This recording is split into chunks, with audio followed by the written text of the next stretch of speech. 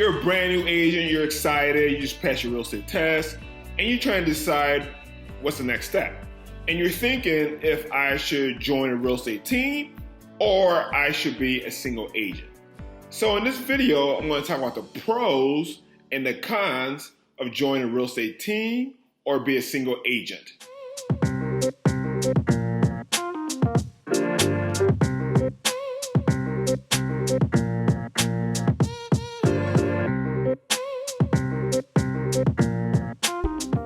Hi, my name is dipo.phillips. If it's your first time on my YouTube channel, welcome to my YouTube channel. Each week, I'm going to talk about buyer tips, could be seller tips, could be about the real estate market, could be anything real estate related. And all I ask in return is for you to like, subscribe, and leave a comment below. I'm going to talk about the pros of joining the real estate team. The first one is mentorship. So when you join a real estate team, you will meet with your team leader, and their team leader will mentor you as a new agent. And while they mentor you, they're going to teach you how to be a successful agent. They're going to give you tips. They're going to give you stuff what they learned through the real estate career. They're going to educate you. They're going to put you underneath your wing because they want you, being a new agent, to be very successful. The second thing is that you join a real estate team is that they're going to provide you leads. And I know people who are new agent, they always talk about how can I get leads, how can I get leads, how can I get leads. But you join a real estate team, they're going to provide you leads, and they want most of the leads that they're going to give you is going to be mostly buyer leads. They want you to call these leads and set appointments, go through objections, and figure it out. Because when you get good in the phones, then you'll be able to set appointments. Then when you can set appointments, then hopefully you close deals and you make some money. A third thing why you're joining a real estate team is that they are going to hold you accountable. They're going to make sure that you make your phone calls, make sure you get here early, make sure you're hitting your goals. They're going to practice scripts with you and role play, and they're going to do a lot of things to make sure that you're that agent that you can make it in the field to be successful. But they're going to hold you accountable, and they're going to let you know these are standards and these are things you have to stick to. A fourth thing is that you don't have to cover any expenses, because you join a team is that your team is going to cover most of your expenses, because that's going to benefit of you joining a team, because you have to pay a lot of out-of-pocket expenses if you are a single agent. The fifth good thing about joining a team is that you get help and support by other co-workers in the team. So for example, like let's say that you have a showing and you have an appointment with a client, and for some odd reason that your other client needs help to show other property, you could ask one of your team members to help you show the other property, because you can't be in two places at the same time. So that's a cool thing about you join a team, is that you can get help from other teammates if you're double booked. So here are the cons for joining a real estate team. First thing is that micromanagement. So when you're in a team, the team member is going to micromanage you, because I know we're all independent contractors and you're not really a W-2 employee, but being on a team, you're going to be micromanaged, because they're going to tell you these are things you need to do. If you don't do them, then you're out of the team. So you're going to be micromanaged. A second thing is that you are building their brand. You're not building your brand, you're building their brand. So anything that you do has to be under their brand. Like any marketing ideas or anything that you do is under their brand, because you are with the team. A third thing is that you being in the real estate team is that your splits are going to be lower. Like, yes, your splits are going to be lower. Like, you will not have a higher split than you will as being a solo agent, but joining a team is that your splits are going to be lower. And because your splits will be lower, because majority of the time is because they're going to be feeding you leads, and they want to pay for those leads, so they're going to make your split a lot lower, because they're giving you leads of their own for you to be successful. A fourth thing when you join a real estate team is that sometimes communications might not be the best, because You could communicate with one person and they might tell you this is how they do it. Then you might even communicate with another person on your team and they might have to do that. And sometimes, if you guys are not on the same page, it could be a lot of people communicating different, and sometimes someone could drop the ball. So, this is a problem about joint real estate teams, because sometimes communications are not good among agents.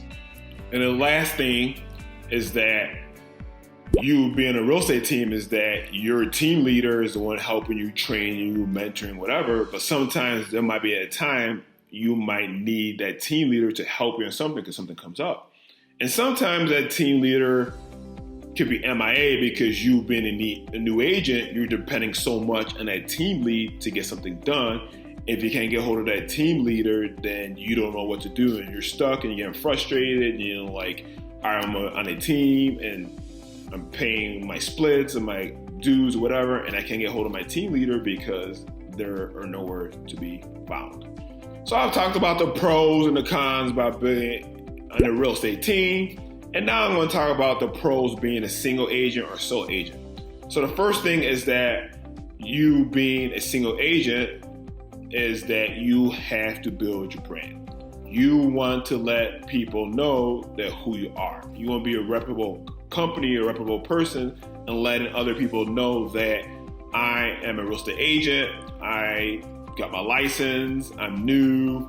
I want to service you for buying and selling. So you build your brand. You come up with a game plan, expectations, how you want to do things. You basically you are the boss. You are running the show because you are a single agent and you want to build your brand. And building a brand is very, very important to let people know as you being a single agent. Second cool thing about being a single agent is that you are the boss. You call the shots. This is your business. You could figure out when you want to work, when you want to leave, what days you work, what days you don't work, how you want to run your business, who you want to hire, or if there's a VA or whatever. You call the shots. This is your business. You're the boss. You don't have to listen to anyone. And this is your business. The third thing is that you don't have accountable to anyone.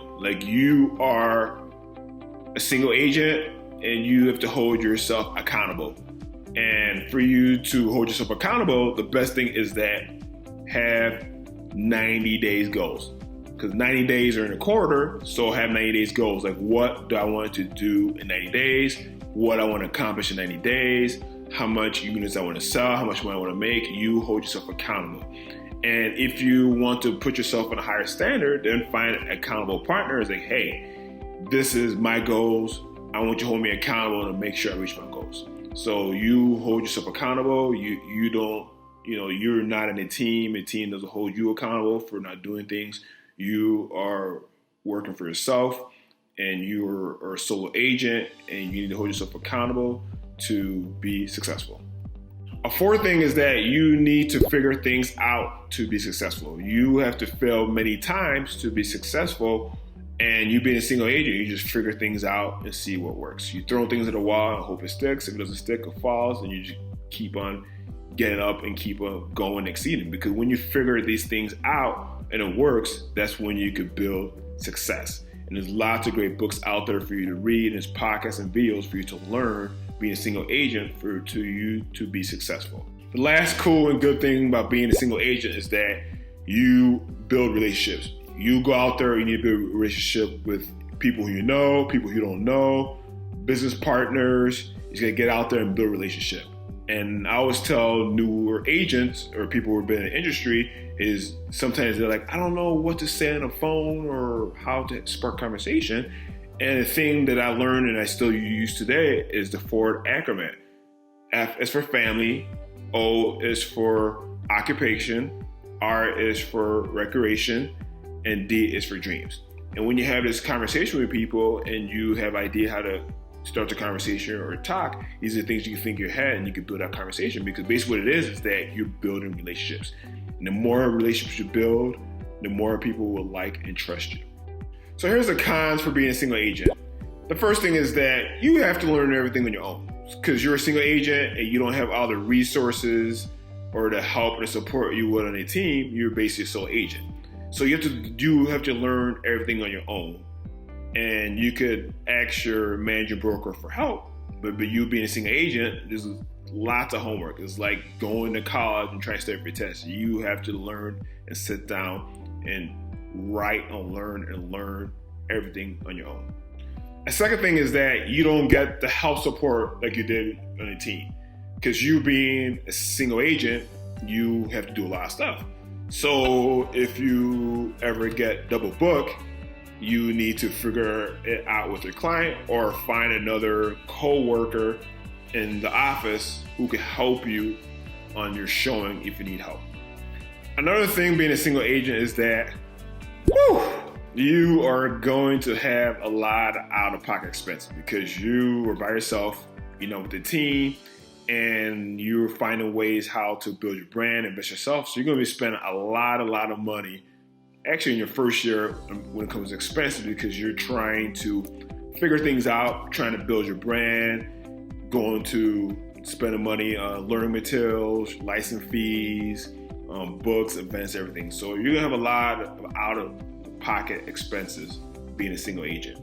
A fourth thing is that you can't reach out to past clients if you're in a team. Because when you're in a team, let's say you're in a team, for example, like 6 months ago, and during the process while you're in a team, you're building a relationship with these clients and the pipeline or CRM that they give you, you can't reach out to them because that's their leads. And you have to start fresh.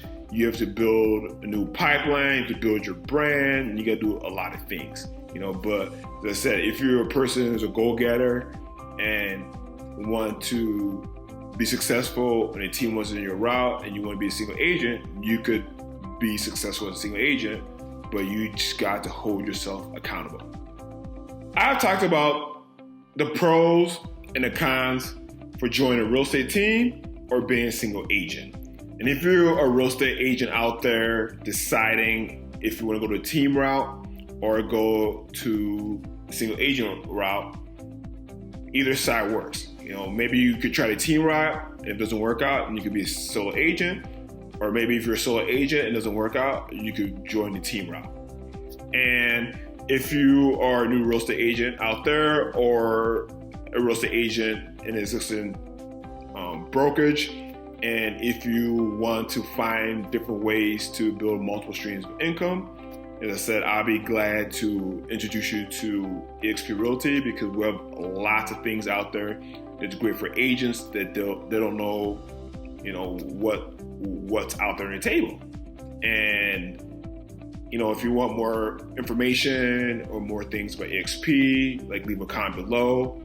And I'd be glad to, have a one-on-one call with you and just see what your goals are. But anyways, thanks again for watching my video. And all I ask in return is for you to like, subscribe, leave a comment below. And guess what, guys? I will see you soon.